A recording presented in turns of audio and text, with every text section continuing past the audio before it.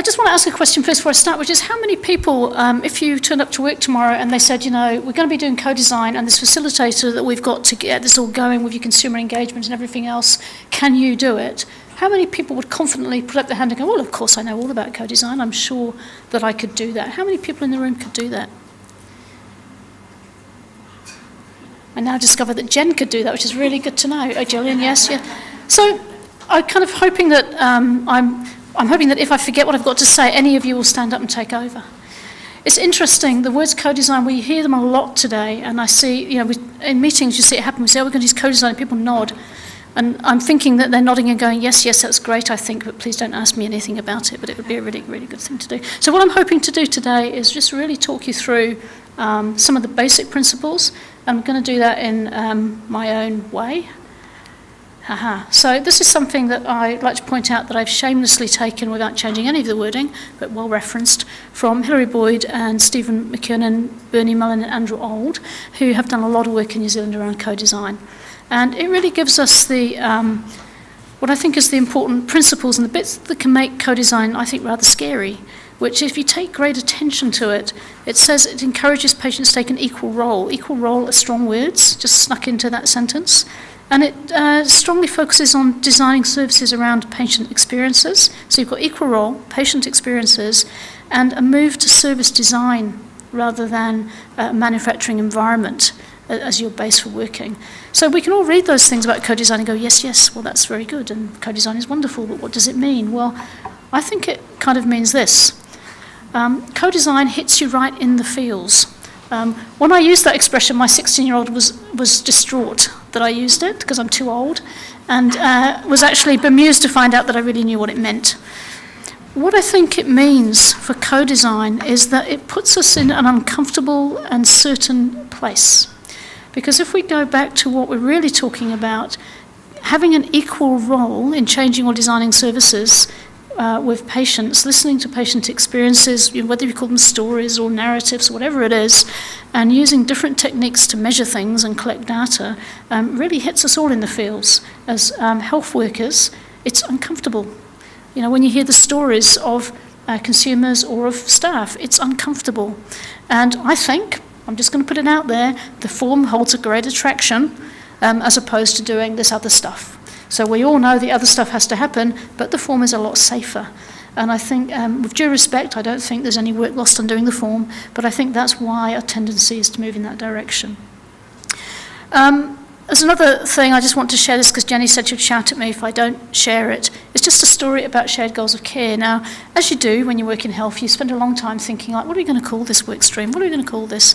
And I came up with this brilliant idea, because talking about really difficult issues, we could call it TARDIS, because, so, you could have the TARDIS team, and they could even, and I told this at work, and it kind of went down like a lead balloon, really. Like, oh. Apart from Alex and Jen, never let us be in charge of anything too much, because it would be called TARDIS. But when I talked to people out in the world, they went, that's bloody amazing. That's great. I'd love a visit from the TARDIS team, unless they're not into Doctor Who, in which they just didn't get it, so it doesn't matter anyway. But, it's a change of perception. So it gets you in the feels it's an uncomfortable place. If you give up what you call things and actually ask people what they might want, you might end up in a really, really different place. So I guess when you're looking at the problem, and this comes back to what you might do with your work stream, when you look at the problem, if you ask 20 people, patients, consumers, family, whānau, what do you reckon is the thing around shared goals of care, these difficult conversations? I'm going to put probably a week's wages on none of them would say the form. Yeah, so this is one thing to think about. And I'm going to tell you a story about why that might make sense. So I'm going to talk about Wellington Library, and apologies to the people in the room who've heard this story. I do tend to rattle them out again a little bit. But any Wellingtonians here or anyone who's used Wellington Library, this is Wellington Library.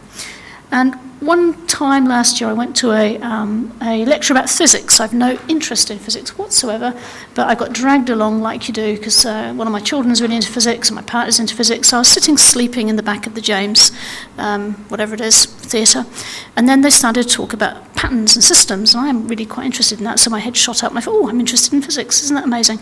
But this guy started to talk about something that was really interesting. He talked about how in the UK and in New Zealand we walk on different sides of the pavement. I was astounded and I did not believe him. So I went back, and as you do, I stole some pictures off the internet, and I think it's London, Manchester possibly. So I didn't really believe this, so I thought, well, I'm going to Google a New Zealand busy street. So I did, and truly, this is what it gave me, which I do make things up because that's the point of storytelling and patient experience, but this was actually true. So I went down, I thought, okay, what am I going to do about this? Because I can't use that, they'll all just laugh and not take me seriously. So I took my phone down to Lambton Quay, around the office, and I thought, I'll go down midday, really busy day, and I'll take a picture. And this is what I got, this is busy. But you will see, it did work. So if we're standing and looking again, you'll see the people closest to the windows are walking away from you. So I thought, oh, okay, this guy who does some physics, he knows some stuff. So back to Wellington Library. This is a really, really good library, but it was designed by an English architect. So in Bognor Regis or Manchester or wherever else, this would be perfect. This would be absolutely perfect. But for our local community of Wellington, this is not perfect. It's clunky. Now, it's not clunky enough that people make complaints about it, I'm sure. And I'm sure if you were to measure the efficiency of those doors and the width and the people, the way go in, you'd come up with some really good things. Or if you ask people, what are those doors like? Those doors are fantastic. But if you ask them, what's it like to come into the Wellington Library? They go, oh, I always go in the wrong door. This is your level of measurement. This is your level of patient story. So the reason I tell you this story is two things. When you ask people, you'll get an emotional experience that might be uncomfortable, because there might be some British architect somewhere going, oh my God, I stuffed up that library in Wellington. I thought those doors were blooming marvellous, and actually added to it, I did a bit more research, and the escalators are the wrong way around too. Patient stories are really, really important. If you're asking people, if you're thinking of designing something and you don't have diversity in the room, you've only got one view. Your strength about when you think about what you're going to do in this work stream is the diversity. There is, of course, another thing, and I was really privileged to have a conversation with somebody recently who talked about you don't know what you can't see, which again brings us back to Wellington Library. The architect didn't know that we walk on a different side. I actually found that really hard to believe. I got my mum to go up and down the high street, because I'm obviously British, and check it out. And she said, yes, it's true. So mums will be helpful at times. But what you don't see, you don't know.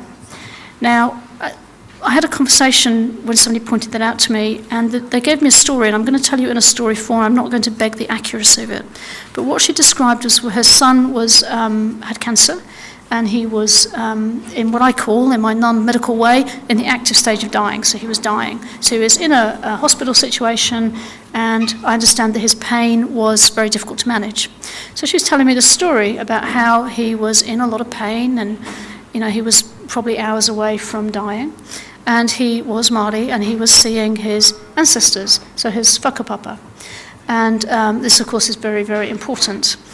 And he was frightened because he didn't actually want to die, and he was experiencing this. And he said to his mom, when I see my dad, when he comes to me, then I'll know that this time is right, and this whakapapa is how it's meant to be. So basically he had a day on the ward where this pain relief wasn't working. And eventually this story and this understanding, and they had a karakia, and it for the family and for him, it managed his anxiety around seeing his ancestors, it managed his experience and his connection to his whakapapa, and the pain relief worked. Now, when we think about people's experiences, that is a patient's story. It's uncomfortable and uncertain for some people in the room, maybe not everybody. It moves us to a different place of understanding and a different response. So I'm kind of sharing that really because I think it's critical when you think about any improvement measure. It's the diversity and the strength, because we cannot see what we don't know. And for the staff coming in, there'll be, and it's right, there'll be a different rationale as to why that pain relief would have worked at a certain stage, what he was experiencing. But if those two conversations aren't had, it's likely that any conversation that health staff, any intervention that health staff come up with will not be effective. And that applies to a form or to a conversation, or when you have those difficult conversations. So basically, why do I tell stories and make people laugh and say funny things? Not just because I'm an entertainer, because that is one of the key things also about patient stories. Patient stories, they put you in that place of feels. They take us away from just thinking about things logically, and hopefully you remember something. You may not remember much about co-design, but you might remember about that really short woman who talked about Wellington Library and how you needed to get everyone on board to get a proper solution. And that's the way we use patient stories. They're not just an emotional journey, they're actually for a reason. And although I like to make people laugh, I only do it for a reason. So that is a quick romp through co-design and consumer engagement.